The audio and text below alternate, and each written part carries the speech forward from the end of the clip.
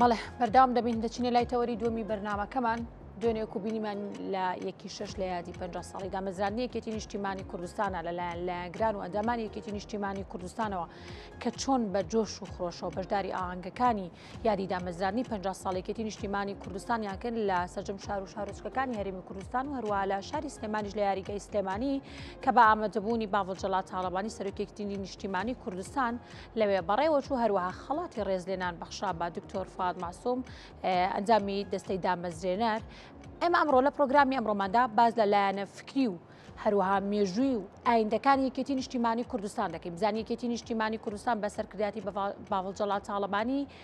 پلانیان چی دەبێت بۆ ساڵی داهاتوو، چۆن دەتوانن وە لە عەقڵەتینی و هەروەها لە نەوەی گەنج بکەن بۆی بتوانن بۆ خۆیان ڕابکێشن و هەروەها چۆن دەتوانن لەگەڵ گۆڕانکاریە سەردەمیەکاندا بگونجن و چۆن وا دەکەن کە خزمەتی زیاتر بە هاوڵاتیان بگەنن. ئێمە ئەم قسە و باسانە لەگەڵ میوانەکەمان خدر مستەفا ئەندامی سەرکردایەتی یەکێتی نیشتیمانی کوردستان دەکەین کە ڕاستەخۆ لە سێ لامان میوانە. کا خدر بەخێراتی بەیانیت باش. بەیانی باش. سپاسانەکەم. ڕۆژی شایەتی یەکێتی نیشتیمانی کوردستان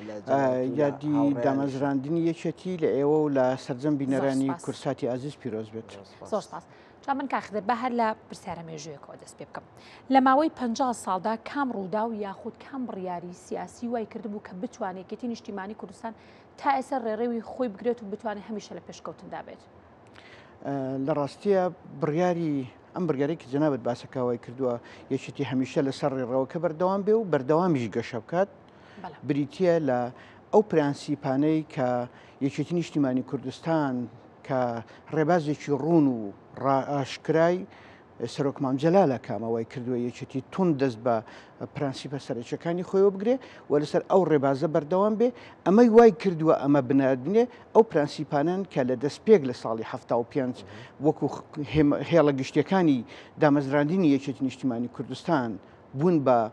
بناغەیەک بۆ دروستبوون و هەستانەوەی دروستبوونی شۆڕش و دروستبوونی یەکێتی و هەستانەوەی شۆڕش.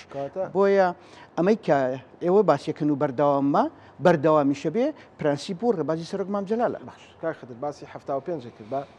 ڕێک لەو مێژووە دەست پێ بکەین و لەو کاتەوە دەست پێ بکەین. یعنی بۆ یەکێتی لەو کاتەیە یاخود بۆ سەرۆک جەلال تاڵەبانی بیرۆکەی ئەم حیزبەی هەبوو پێویست بوو کە ئەم حیزبە دروست ببێ یاخود ئەمە گروپێک بوون کە ئایانویست ئەو بارودۆخە بتوانن قۆزنەوە بۆی بتوانن لە ڕێگەیەوە خزمەت بە گەلی کورد بکەن. یعنی ئەمێ وەکو جەنابەت وەکو سەرکردایەتیەک وەکو مێژوویەکە هەیە لەنا ئەو خەباتێ بۆ لە 75 ئەم بڕیارە درایانە. بۆ وەڵامیان پرسیارەی ئێوە ئەبێ بگەڕێنەوە قۆناغ یان سەردەمی پێش لەدایک بوونی یەکێتی. ساڵی 75 شۆڕش تا 75 شۆڕشی گەورەی ئەیلول لە کە شۆڕشێکی سەرتاسەری کوردستان بوو لە 61ەوە دەستی پێکرد بوو کە بوو بۆ جێگەی ئومێدی هەموو خەڵکی کوردستان. بەداخەوە لە ساڵی 75 ڕێک لە 6 ساڵی 75 دوای ڕێکەوتن نامەی شومی جەزائیر شۆڕشێکی گەورە یان شۆڕشی ئەیلول کۆتایی پێیاندرێ و ئەبێتە بەشێک لە مەرامی ناهەد دوژمنانی گەلەکەمان و بەداخەوە لەم کاتایە شۆڕش کۆتایی پێدێت. ئەم کۆتایی هاتنی شۆڕش و هەرە سێنانیان ئاش بەتاڵکردن بە شۆڕش لەلایەن سەرکردایەتی شۆڕشەوە بوو. بەڵام لەناو خەڵکی کوردستان لەناو هێزی پێشمەرگا ورە و ئیرادەیەکی بەهێز هەبوو کە بێ شۆڕش بەردەوام بێ. لە ناویشیاندا کۆمەڵێک لەو سەرکردانی سەردەمی شۆڕشی ئەیلول باوەڕیان بەوە نەبوو کە شۆڕش کۆتایی بێ ئەبێ بەردەوام بی بە جۆرێک لە جۆرەکان. بۆیە بڕیاری کۆتایی شۆڕش هەموو خەڵکی کوردستانی تووشی شۆکێکی گەورەکە. بڵێ ناومێدیەک دروست بوو لەو سەردەمە بەڵێ ناومێدیەکی گەورە ئەمە وای کرد ئێمە بە سنووری سەرکردایەتی شۆڕش لە باڵەکایەتی ئەبێت ئێمە بن لەو تەمەنی خۆمە بە چای خۆمە بینی کە خەڵکانێک چەکەکانیان کە تا دوێنێ لە سنگەری پێشمەرگایەتی دیفاعیان پێ لە هەرێم لە کوردستانە کرد ناچار تفەنگەکانیان ئەخستە ڕووبار ئەیان خستە ژێر چاڵ. ئەمە ئەو پڕی ناومێدی بوو. سەدان پێشمەرگا بە فرمێسکی چاوی پڕ لە فرمێسکەوە ڕوویان لە ئێران و لە ڕەشاڵاتی کوردستان کرد. ئەمە ناومێدیەوە کات کە تۆ سنگەرێک چۆڵەکەی ئەڕۆی. لەم بارودۆخە پڕ نەهامەتیە جەنابی مام جەلال لەگەڵ پۆلێک لە هەواڵەکانی بیر لەوە ئەکەنەوە نابێ ئەم زمینەیە کە بۆ شۆڕش بەردەوامە و سەرکردایەتی ئاش بەتاڵی کردووە ئەبێ بەردەوام بین بۆیە بیل لە دروستکردنی حزبێکەکەنەوە لە ساڵی 1970 لە 22 پێنجی ساڵی 1970 لە چایخانەی تەڵەی توڵە لە سووریا لە پایتەختی سووریا لە دیمەشق کۆ ئەبنەوە بڕیارە دەن کە حزبێک بە ناوی یەکێتی نیشتیمانی کوردستان دابمەزرێن توانین بڵین ئەمە هیوا و ئومێدێک بوو بڵێ ئەم لەدایک بوونی یەکێتی نیشتیمانی کوردستان لە کاتێکدایە تەپ و تۆزی گەردەلوولی شکستی شۆڕشی ئەیلودیان ئاش بەتاڵ یان نسکۆی شۆڕشی ئەیلول بەبەر چاوی هەموو خەڵکەوە بوو بۆیە بەڵام یەکێتی لەم ساتایە دێت بڕیارەدات بەڕابەتی سۆرۆک مامجەلال و هەڤاڵانی دەستەی دامەزرنەر پارتێکی نوێ یەکێتی نیشتیمانی کوردستان دروستکەن هەر لەم کاتەشە کە ئەمە دروستەکەن و لە یەکی 6 ساڵی 1975 بەیاننامەی دامەزرانی خۆیان لە بەرلین بڵاوەکەنەوە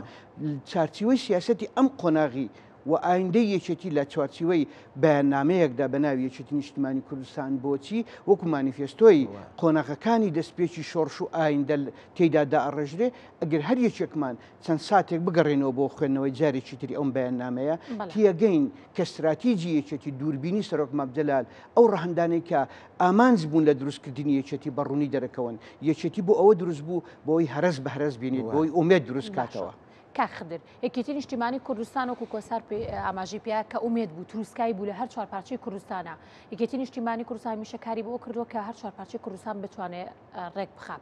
چۆن لەو سەردەمەدا و لەو قۆناغە مێژوویی کە هاوپەیمانەتی ناکۆکی شەڕ و ئاشتی هەبووە چۆن یەکێتی نیشتیمانی کوردستان لەو سەردەمەدا توانێتی خۆی بگونجێ لەگەڵ ئەمانە ئەگەر سەیری دەستەی دامەزرێنەری یەکێتی نیشتیمانی کوردستان بکەین بەڕێز دکتۆر عومەری شێخموس لە ڕۆژ ئاواوە بەشێکە لە دەستەی دامەزرێنەری یەکێتی کەواتە ڕەهەندەکان یان ئەو استراتیجیی کە بۆ دروستبوونی یەکێتی هەبووە استراتیجێکی چوارپارچەیی بووە بۆیە یەکێتی لە دروستبوونیەوە باوەڕی بە کێشەی کورد وەکو یەک کێشە لە کوردستانی گەورەدا بینیوە و هەمیشەش هەوڵی داوە لە هەموو وێزگەکانی خەبات و تێکۆشانی خۆیدا ببێتە پاڵپشتێکی گەورە بۆ ئەوەی پشتیوانی براکانی بێ لە هەموو پارچەکان و قۆناغەکانی خەباتی یەکێتی ئەگەر ورد دراسی بکەین لە هیچ وێزگەیەکدا نەبووە لە هەر پارچەیەکی کوردستان پێویستیان بە پشتیوانی یەکێتی بە پشتیوانی دارایی بە پشتیوانی سیاسی و دیبلۆماسی بە پێویستیان بە پشتیوانی سەربازی و پێشمەرگەی بوو بێ یەکێتی بە دڵنیاییەوە بە دەنجیانەوە چوە و توانیویەتی ببێتە بەشێک لە پشتیوانی شۆڕشی کورد لە هەر چوار پارچەی کوردستان لە دەستەی دامەزرێنەرەوە کە وەک ئاماژم پێدا بەڕێز کە عومەری شێخموسکە لە دەستەی دامەزرێنەرە ئەمە خۆی لە خۆیدا گەورەی و ڕەهەندی دوور و استراتیزی و سیرکردنی یەکێتی بۆ ئەوەی کە بەڵێ کێشەی کورد یەک کێشەیە ئەمە شوای کردووە کە یەکێتی نیشتیمانی کوردستان لەکوێ پێویستی بێ لاپەڕەکانی مێژوو یەکێتی پڕیەتی لە لاپەڕی گەی بۆ ئەمبارەوە خدر سەرمێنراوە ینی بینیمان لە ساڵانی ڕابردووە لە سووریا لە ڕۆژئاوا کە یەکێتی چۆن ڕۆڵی هەبوو و بەردەوامیش تا ئێستا ڕۆڵی هەبوو توانێتی خزمەتی هەر چوار پارچەی کوردستان بکا بەبێت جیاوازی بینەوە جار هەر با لە سەردەمی ئەو مێژووە بمێنینەوە کاک خدر لەبەر بەڕاستی ئەوە بە جوانی بە وردی شیەکەیتەوە ئینسان حەزەکە هەر گوێ بگرێت لە یەکێتی لە دروستبوونیەوە لە سێ باڵی جیاواز دروستە بێت کە مارکسی لیلینی کوردستانی و بزوتنەوەی سۆسیالیست و خەتی گشتی ئەوانەی کە سەر بە هیچ لایەنێک نەبوون لە مێژووی یەکێتیە زۆرترین ئینشقاق زۆرترین جیابوونەوە زۆرترین وازهێنان ڕوویاوە لە ناو ئەم حیزبەیە کە ڕەنگە بڵێن بێت لە چاو حیزبەکانی کەیە ئەمە یەکێتی یعنی ڕیکۆردی تۆمار کردووە مێژووی بۆ لەم ئینشقاقانێ بەڵام هەر لەسەر پێی خۆی ئەمێنێتەوە ینی باڵا دەستترین کەس لە ناو حیزبە ئەڕواتە دەرەوە حیزبێکی تر دروستەکە یاخۆت ئیوایتیا بۆ دەرەکرێت بەڵام لەگەڵ ئەمەشە یەکێتی بەردەوام لەسەر پێی خۆی ئەمێنێتەوە ئەمە چۆن ئەم بناغی بۆ دانراوە چۆن ئەم چۆنەڵێ ئەم ئەساسی کە بۆ هەڵکەنراوە وا دروستکراوە بە پتەی دروستکراوەکە بەردەوام بێت و دایما ئەو سێری ئایندەی خۆی بکات و نقطەی ئایندەی خۆی ببینێت من ناتوانم بڵێم سحر بەڵام نهێنیمانەوەی یەکێتی لە دروست بوونیەوە تا ئێستا و تا ئایندەش ئەمەیە کە یەکێتی لەسەر ئەساسی لەسەر کۆمەڵێک پرانسیپی گرنگدا ڕێژراوە دروستبوون یەکێتی وەکۆی خۆتان ئاماژەتان پێدا دروستبوونی بە شێوەی جیاواز لەدایک بوو بە شێوەی نیمچەبەرەی لەدایکی تەقلیدی نەبووە تەقلیدی نەبووە سێ باڵ لە ناو یەکێتی نیشتیمانی کوردستان کۆمەڵی ڕەنجدەران بزوتنەوەی سۆسیالیست خەتی گشتی دێن بەیەکەوە بە شێوەی نیمچەبەرەی دروستە بن ئەمە خۆی لە خۆیدا وەرچەرخانێکی گرنگ بوو ئەمە وای کرد پانتایی یان ئەو پانتەیەکە کۆمەڵانی خەڵکی کوردستان بتوانن لە ناویەکێتیدا درێژە بە خەبات و تێکۆشانی خۆیان بدەن پانتایی و دەرگایەکی فراوان بوو هەر یەکێک لە کۆمەڵانی خەڵکی کوردستان بەشێک نەبوون لە سیاسەتی استراتیجی یەکێتیدا خۆیان لە دەرەوەی بازنەکە ببینین بە جۆرێک لە جۆرەکە خۆیان لەناو بازنەکە ئەبینیەوە بۆیە ئەمە وای کرد بە ماوەیەکی زۆر کەم لە دوای 75 کە سەرۆک مامجەلال بەیانی دامەزراندن بڵاوەکرێتەوە کۆمەڵێک نامەی چوکلێتی ئەنێرێتەوە بۆ ناو شار ئەمە وای کردبوو جۆرێک لە پەیوەندیەکی زۆر گەرمە و گوڕ لە ماوەیەکی کەم لە نێوان شار و شاخابەیەکەوە گریادا یان لە نێوان ناوە و دەرەوە ڕوونتر بڵێم ئەمان دقیقترە چونکە نامەکان هاتوون بەشێک لەو نامانەی کە سەرۆک مامجەلال لە کاتی خۆیان نردوینی و ئێستاش بەشێک لەو تێکۆشارانە لە ژیانی خۆیان داماون ئەمانە وایان کردو بە ماوەیەکی کەم پەیامی شۆڕش بگەین بە هەموو شوێنێک لە ماوەی 75 بۆ 76 سەدان یان هەزاران تێکۆشەری ئەم گەلا کە ئومێدیان بەیەکێتی و لە دوای نسکۆی شۆڕشی ئەیلول تووشی نائومێدی بوون ئومێدیان لا دروست بۆ بۆیە بە گەرم و گوڕێکی زۆر خێرا چوونەوە ناو شۆڕش باڵەکایەتی کۆمەڵانێک لەو تێکۆشارانەی ئەو سەردەم کە بەشێکیان لە ژیاندا نەماون ڕۆحیان شاد بە نامەکانی سەرۆک مامجەلال جاریشکە شانەی ڕێخستنیان دروست کردەوە من لێرە بە دەرفەت تێبینم دوو نمونەی جوان بۆ ئەمە بڵێم یەکێکیان لەوانەی کە کۆتایی شۆڕشی ئەیلول لەبێت بەشێک لە پێشمەرگە قارەمان و فەرماندەکانی ئەو سەردەم باوەڕیان بە قەناعەت ناکەن کە ئەمە شۆڕش کۆتایی هاتووە بۆیە شۆڕش ئاشبەتاڵی کردووە بەڵام ئەوان لە سەنگەری پێشەوەدا بەردەوامن لە بەرگریکردن شەید سەید سەلیم یەکێکە لە نمونونەکان شەهید ڕەحمان سەیدە یەکێکە لە نمونونەکان ئەمانە و دەیان پێشمەرگەی تریش بمبورن ئەگەناوی هەمویانم لەگرنێتی بەلاوانە گرنگتر قادر خەبات دێ شۆڕشی ئەیلول بە شۆڕشی نوێەوە گریادا ساتێک بۆ سعاتێکیش تەسلیم بە ڕژێمی بە ئەسنابێتەوە ناشچێتە ئێران لە چیاکانە مێنێتەوە درێژە بە شۆڕشەدا بە دەر لەوە نامەچکولێتەکانی سەرۆک مامجەلال کە ئەگەن چۆن ئەم نامانە بگاتە شوێنی خۆی ڕۆژگاری ئەو سەردەم زۆر سەخت بوو لەسەر نامەیەک لەسەر فیشەکێکی ژەنگاوی نەخێر لەسەر یەک قەوانی فیشەک خەڵک ڕوبەڕووی ئەعدامکردن بۆتەوە بۆیە یەکێک لە تێکۆشەرەکانی ئێمە کە ساڵی 91 لە دوا وێزگەی ڕاپەڕین لە فائیدە شەهیدە بێت ناوی شەهید مام هەمزە بوو ئەم مام هەمزەیە ئەچێتە ڕێزم بۆ ئەوەی ئەچێتە قالبێک کە خۆی وەکو شێتێک پیشانەدات دەفێک هەڵەگرێ و دێ بەدێ بە پێ ئەگەڕێ نامەچکولێتەکانە گەینێتە شوێنی خۆی ئەم شۆڕشە لەوێەوە هاتووە بۆیە هەواڵان ئەمەی کە استراتیجیەکێتی بووە ئەمە ڕێبازی سەرۆک مامجەلال بووە هاتوون لە قۆناغ و وێزگەکانی کەدا کۆمەڵێک جار ئەمە ڕوبەڕوو ئینشقاقات بۆتەوە خدرکەواتە دەمێ پرسیاری ئەوە بکەم ئایا ڕوانگەکانی سەرۆک مامجەلال تا ئێستا لە سیاسەتی ئەمڕۆدا کاریگەریانەیە و یەکێتی نیشتیمانی کوردستان چۆن بتوانێت لەگەڵ ئەم سەردەمەدا خۆی بگونجێنێت بڵێ ئێمە تون دەستمان بە ڕێبازەکەی سەرۆک مامجەلالەوە گرتووە چونکە هیچ ڕوانگەیەک و ئایدایەک سیاستێک استراتیجێک نییە کە سەرۆک مامجەلال گۆشەیەک نییە سەرۆک مامجەلال پێی پێنەبرد بێت و دراسەی نەکردبێ لە داڕشتنی سیاسەتەکەی بەڵێ سیاسەتی سەرۆک مامجەلال نەک تەنیا لە ناو یەکێتی نیشتیمانی کوردستان لە هەرێمی کوردستان لە کوردستانی گەورە لە عێراق لە ناوچەکە لە کۆی دنیا ئەتوانم بڵێم کاریگەری هەیە نمونەم بۆ ئەمە زۆرە ئێستا پرۆسی ئاشتی لە کوردستانی باکوور بەردەوامە ئەمە ئەو بەردی ئەم دیوارەیە برز بۆتەوە کە سەرۆک مامجەلال بەردی بناغەکەی دانا هاتوین بۆ باسی ئۆپۆزیسیۆنی عێراق و ڕوخانی ڕژەمی باسەکەین دوای قۆناغی 1970 یان 1976 کاتێک یەکێتی نیشتیمانی کوردستان سەرۆک مامجەلال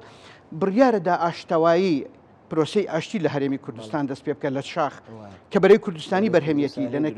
لە ئەنجامی بەرەی کوردستانی دێ ڕاپەڕین دێتە پێش ئەم زمینەی و استراتیجیەکێتی وای کرد کە بە هەرێمی کوردستان لەدایک بێت ئەمەی کە ئێستا هەیە بەرهەمی خەبات و تێکۆشانە و پلانی بمبورە ئەمێ دوو جملەی تر بڵێم یەکێکیان ئەوەی تریشانیکیان بەرنامەی ڕاپەڕین شانازێکی گەورە بۆ یەکێتیە کۆکردنەوەی ئۆپۆزیسیۆنی عراقی لە هەرێمی کوردستان و داڕشتنی پلانێک بۆ ئەوەی کە ڕژەمی سەدام بڕوخێت لە دوای پرۆسەی ئاشتی واشنطن و ڕێکەوتنامەی واشنطن ئەمە سەرۆک مامجەلال بوو کە ئەمەی دروست کرد ئەمە وای کرد کە ئەمریکا من ئەمە ئەم جملێ بڵێم کە سیاسەتی سەرۆک مامجەلال کاریگەری لەسەر سیاسەتی دنیا هەیە ئەگەر ڕێکەوتنامەی واشنطن نەبووایە بە دڵنیاییەوە ئەمریکا بیری لە داڕشتنی بە یاسا ڕزگارکردنی عراق ناکردەوە بۆیە هەموو ئەوانەی ئێستا هەن بەشێکە بۆ یەکێتیەکانیش لەسەر هەمویان کاریگەری زیاترە. دەست خۆش کاخدر 50 ساڵ مێژوویەکی پڕ لە سەروەری و لە داهێنان لە خەبات لە شۆڕژ لە هەموو ئەوانەی کە بۆ گەلی کووردا توانین بڵێن یەکێتی نیشتمانی کوردستان ڕۆڵی کاریگەر و گرنگی هەبوو ئەگەر خۆشی نەبوو بێ کاریگەری هەڵوێستەکانی هەبووە. لە دوای 50 ساڵ دوێنێ گوێمان لە وتارەکەی سەرۆک باڤڵ جەلال تاڵەبانی گرت. لە دوا ئاخرین دیداری یەکێتیش کۆمەڵێک بڕیار کۆمەڵێک گۆڕانکاری لە ناو ئەم حیزبەیە دروست بووە. چۆن سەرۆک باڤڵ ئەتوانێت درێژە بەم خەباتی 50 ساڵی پڕ لە سەروەریەی ناڵین باوکی ئەڵین سەرۆکەکەمەس کە جەنابی مامجەلالە چۆن ئەتوانێت درێژە بەم خەباتە بات و ئەو هەنگاوانی کە ئێستا ئەم هەڵیە هێنێ لە نێو عێراقا کە ئەیبینی مەسەلەن پێگەیەکی کاریگەری تەواو کاریگەر هەیە سەیەکی هەم خودی شخصی یەکەم کاک سەرۆک باڤڵ هەمیش یەکێتی نیشتیمانی کوردستان و بەرنامە و تێڕوانینەکانی سەرۆک لە ئێستا لە ناو حیزبات چۆنەکە ئەم سەردەمە سەردەمێکە کە خێرایی شتەکان گۆڕانکاریان بەسەرایەت. ئەگەر ڕوون بڵێم ئێمە خۆشببختین کە لە دوای سەرۆک مامجەلال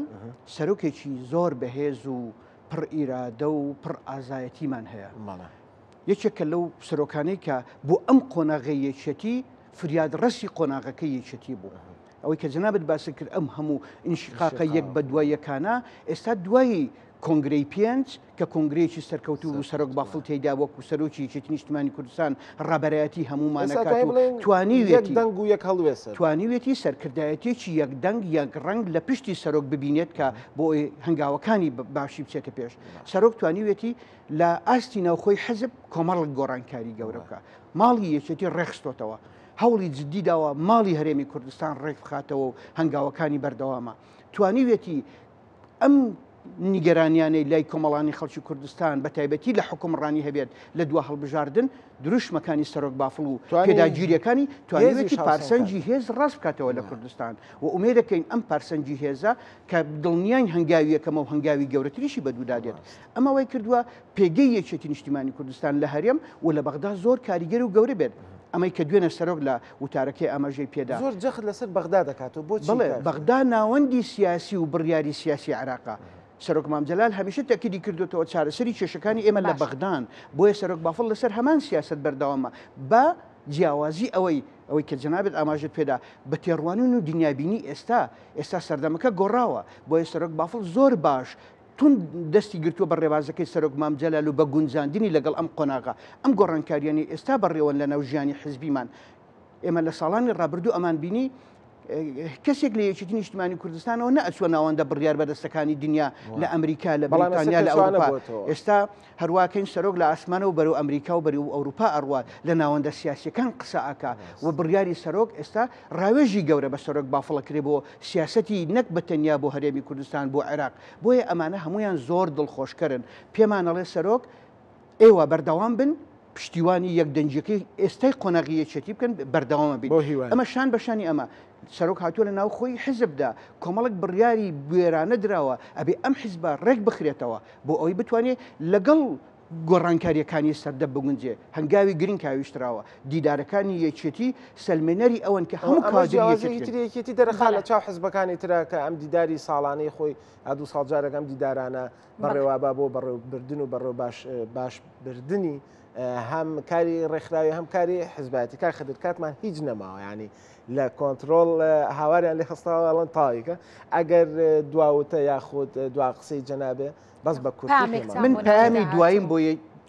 تاکە حیزبێک لە کوردستان ئەتوانێت باڵ بچێشێت بەسەر هەموو دانیشتوانی هەرێمی کوردستان هەمویان لە دەوری خۆی کۆکاتەوە یەکێتیە بۆیە داوام لە یەکێتە لەم قۆناغی ئایندا پەرێک و گەشەیەکی باش باوەشی بۆ گەنجەکانمان کردوتەوە لە ژنا لە کچان و کوڕان ئەم باوەشکردنەوەی نوێک بوونەوەی یەکێتیە با بەردەوام بێت